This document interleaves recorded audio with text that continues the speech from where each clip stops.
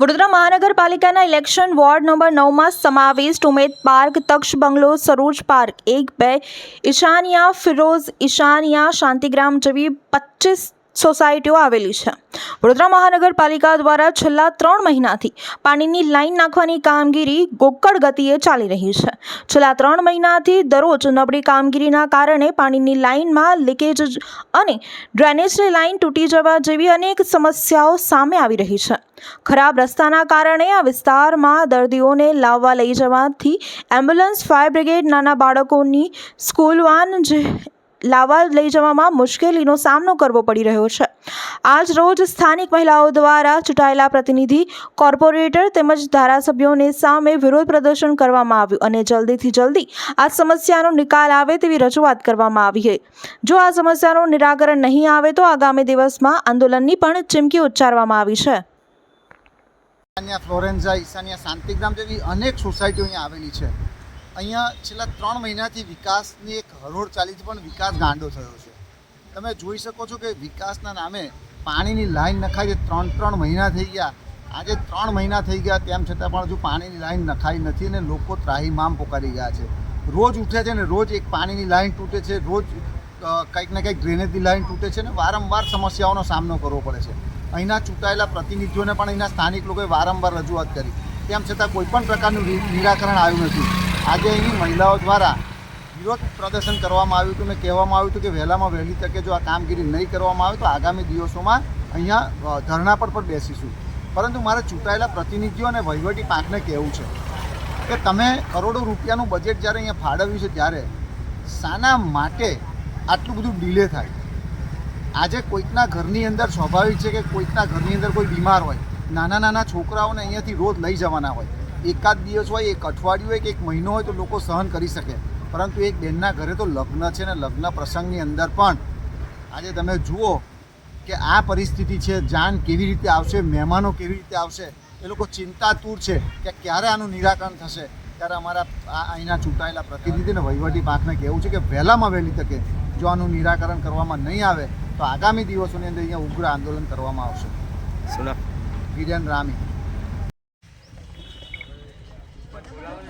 અમે સરોજ પાર્કમાંથી બોલીએ છીએ। અમે વોર્ડ નંબર 9ને લગતું કહી રહ્યા છે। અમે જે જીવાભાઈ સોસાયટીથી ઉંડેરા ગામને જે જોડતો રસ્તો છે તેના પર અત્યારે કેટલાય વખતથી આમ તો 6 મહિનાથી કામ ચાલે છે, પણ છેલ્લા 3 મહિનાથી પબ્લિક બહુ હેરાન થઈ છે અને એમાં બધા કોન્ટ્રાક્ટરો જુદા હોવાથી એકબીજાના માથા પર કોઈ એકબીજાને લેતું નથી અને એકબીજાની ઉપર ઢોળી દે છે।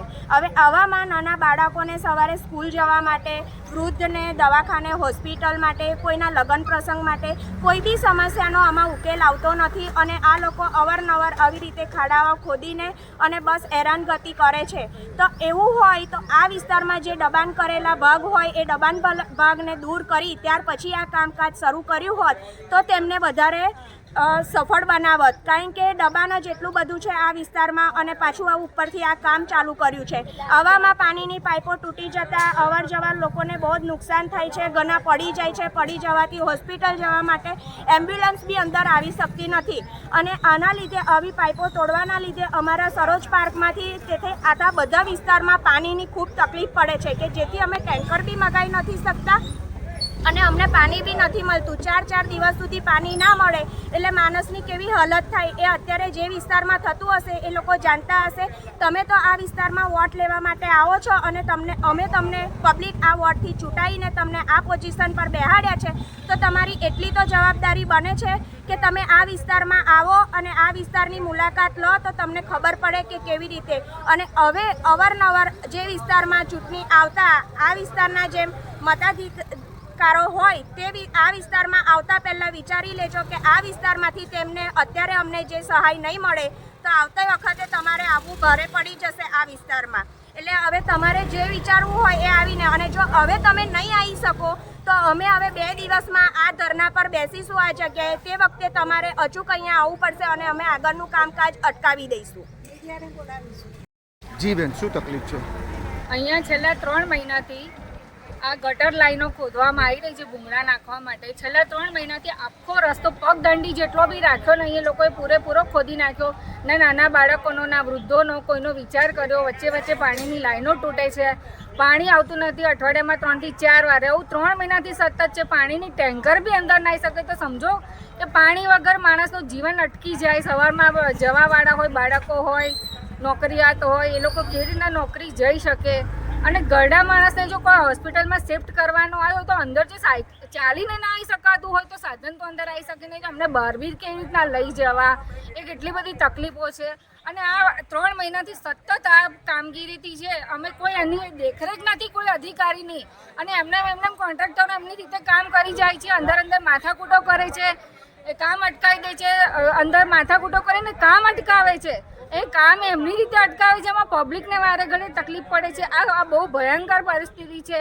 કોઈ સત્તાધિકારીઓ જવાબદારી લેવા તૈયાર નથી તો પબ્લિક ક્યાં જાય? એમને છૂટેલા મતોનો અત્યારે એમને હક લેવાનો, એમની જે ફરજો જે અધિકારીઓ ચૂકી ગયા છે, અમારે જે મતનો અમારે જે લાભ થવો જોઈએ આપ્યાનો, એ કોઈ અત્યાર સુધી મળ્યો નથી. અને વારે ઘડી આ રીતે કામ કર્યા કરે તો અમારે એને અહીંયા આગળ કોને જવાબદાર ઠેરવવા? કાલે ઉઠીને કોઈને સ્પાઇનમાં તકલીફ આવી, કોઈના હાડકાં ભાગી ગયા, કોઈ છોકરું અંદર પડી ગયું ખોદેલા ખાડામાં, તો એની જવાબદારી કોણ લેશે? કોઈ મોટી દુર્ઘટના ઘટી ગઈ તો બી શું અહીંયા પાઇપલાઇન ગેસ હજુ સતત એ લોકો કહી રહ્યા કે આના પછી ફરી ખોદવાના છે, આના પછી પાઇપલાઇન ગેસ આના ખોદવાના. તો શું 12 મહિનામાં અમારે 8 મહિના આ રીતે જ કાઢવાના છે? તો પછી અહીંયા આગળ અમારે ઘરો લીધેના મતલબ શું? કોર્પોરેશનમાં અમારે જે પ્રોપર્ટી ટેક્સ છે, વાહન ટેક્સ ભરે છે, રોડ ટેક્સ ભરીએ છીએ, આપણા ટેક્સનો મતલબ શું છે? જો અમને અમારી સેવાઓ જ ના મળી રહેતી હોય ટેક્સના ભર્યાના, તો આ બધા ટેક્સો અમારે ભરવાની ઈચ્છા નથી. હું તો કહું છું લાઇટ બિલ અમારે ભરવાની તૈયારી નથી. જ્યાં સુધી અમારે કોઈ પણ અમને કામ ના મળે પૂરતું તો અમારે નહીં મ્યુનિસિપલ કોર્પોરેશન ટેક્સ ભરો, નહીં રસ્તા ટેક્સ ભરો, નહીં પાણી ટેક્સ ભરો, નહીં મકાન ટેક્સ ભરો, મિલકત વેરાના ટેક્સ ભરો, નહીં લાઇટ બિલ ભરવાની અમારી. હવે જ્યાં સુધી અમારું કામ સંપૂર્ણ પૂરું ના થાય, કોઈ અમને અમારી બધી જે લગતી સેવાઓ પૂરી ના પાડે તો કોઈ પણ જાતનું ટેક્સ ભરવાની તૈયારી નહીં. અને 2 દિવસમાં અમે અહીંયા ધરણા પર બેસીશું. કોઈને અહીંયા બેસવા દેવામાં આવશે નહીં. વડોદરાના સમાચાર જુઓ તથા આપણી ચેનલને સબસ્ક્રાઇબ કરો અથવા સંપર્ક કરો.